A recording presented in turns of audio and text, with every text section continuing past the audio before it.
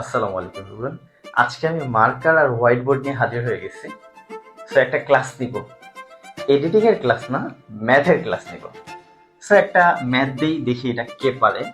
সেটা হচ্ছে 25 মাইনাস 16। এইটা সমাধান করতে কে পারবে? আমি জানি সবাই পারবে, এটা আমিও পারবো। সো এইটা আপনারা তো জানেন এটা কি হবে। আমি একটু ডিফারেন্ট ওয়েতে এটা করার চেষ্টা করব। সেটা হচ্ছে যে আমি এইভাবে লিখতে পারি, এটা 5 স্কোয়ার মাইনাস 4 স্কোয়ার। মানে যেহেতু 25 একটা পূর্ণবর্গ সংখ্যা, 16 একটা পূর্ণবর্গ সংখ্যা, সো এটাকে এইভাবে লেখা যায়। পূর্ণবর্গ কি বোঝার দরকার নেই, জাস্ট যেটা বলতেছি সেটা দেখেন, লাস্টে রেজাল্টটা দেখবেন আপনারা একটু। সো এখানে হচ্ছে এটা a square minus b square, একটা সূত্র আছে আমাদের। সেটা হচ্ছে আমরা এখানে লিখতে পারি যে a plus b into a minus b। So এরকম আমরা একটা সূত্র জানি সবাই, হ্যাঁ। সূত্রটা আমি একটু লিখে দিই, a square minus b square সমান হচ্ছে a প্লাস b। জাস্ট আমি ফরম্যাটটা এখানে বসাই দিচ্ছি, এটার মতো করে এটা আমি ফরম্যাটটা এখানে বসাইছি। তো 5 আর 4 এর কথা হয় 9, 9 টাইমস এটা হচ্ছে বিয়োগ করলে 1, তাহলে আসতেছে কত?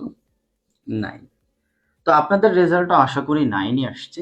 সো এটা হচ্ছে আপনাদের, এটা হচ্ছে আপনাদের এ ব্যক্তি, আর এটা হচ্ছে আমার, এটা হচ্ছে বি। তো দুইটা ব্যক্তি আমি ধরে নিলাম, এটা হচ্ছে এ ব্যক্তির কাজ, এটা হচ্ছে বি ব্যক্তির কাজ।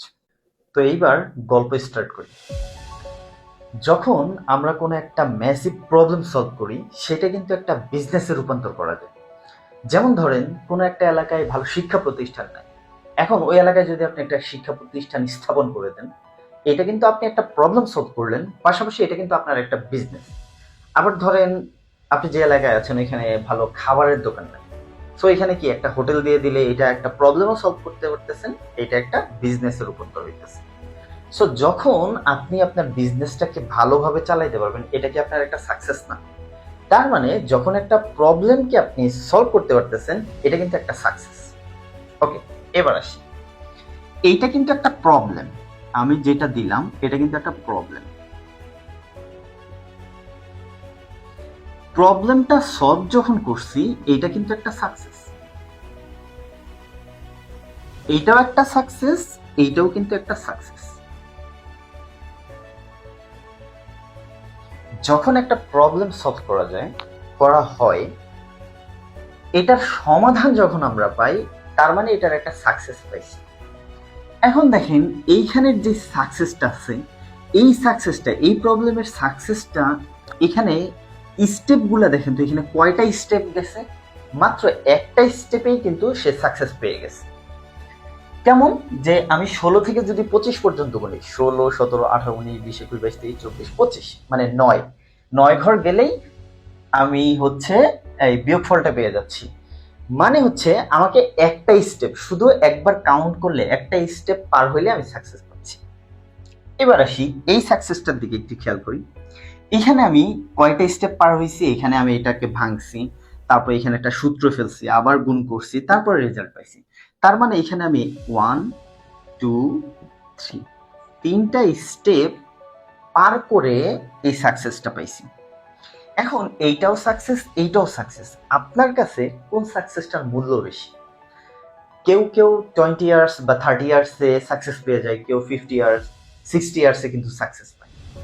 এখন এই সাকসেস আর এই সাকসেসের মধ্যে কি ডিফারেন্স আছে? আছে। ডিফারেন্সটা কি? এই যে স্টেপগুলো আছে না, এখানে কয়টা স্টেপ? একটা, এখানে একটা, দুইটা, তিনটা। এই স্টেপগুলাকে আপনি যদি এক্সপিরিয়েন্স হিসেবে কাউন্ট করেন, কি এগুলা? এক্সপিরিয়েন্স। তাহলে এগুলোকে এক একটা এক্সপিরিয়েন্স, এগুলো এক একটা এক্সপিরিয়েন্স। এবার বি ব্যক্তি যে সাকসেস হইল, এই ব্যক্তির সাকসেসটা একটু খেয়াল করেন তো, আর এই যে এ ব্যক্তির সাকসেসটা একটু খেয়াল করেন তো। এই ব্যক্তি যে সাকসেসটা পাইছে, ওইখানে কয়টা এক্সপিরিয়েন্স আছে তার পিছনে? একটা মাত্র এক্সপিরিয়েন্স দিয়ে সে কিন্তু সাকসেসটা পাইছে। কি সাকসেসফুল হয়েছে সেটা বিষয় না, সে সাকসেসফুল হয়েছে। এই বি ব্যক্তির যখন সাকসেসটা পাইছে, তার আগে কিন্তু সে 3টা 4টা এক্সপিরিয়েন্স অর্জন করছে। এইবার এই ব্যক্তি যে যখন সাকসেস পাইলো, তার এবার সামনের কাজগুলা কতটা অ্যাক্টিভ হবে বা কতটা পরিকল্পিত বা হচ্ছে কতটা চিন্তা করে সে সামনের স্টেপগুলো বা পদক্ষেপগুলো গ্রহণ করবে। যেখানে এই ব্যক্তির এইখানে এক্সপিরিয়েন্স তো কম, তাহলে তার সামনে যে আরো যে সাকসেস পড়ে আছে, সাকসেসের তো শেষ নাই, একটা আপনি বিভিন্ন ক্ষেত্রে সাকসেস হইতে পারেন। সো এই ব্যক্তির ক্ষেত্রে এক্সপিরিয়েন্স কম থাকায় তার যে সাকসেস রেটটা, এটা কিন্তু মোটামুটি একটা স্লো পর্যায়ে আগাবে এটা। কিন্তু এই যে বি ব্যক্তি, যেহেতু তার এক্সপিরিয়েন্স বেশি, সে কিন্তু ফিউচারে যে স্টেপগুলো নেবে সেটা কিন্তু খুব ভেবেচিন্তে নেবে এবং স্টেপগুলা খুব টেকসই বা হচ্ছে বুদ্ধিবৃত্তিক হবে।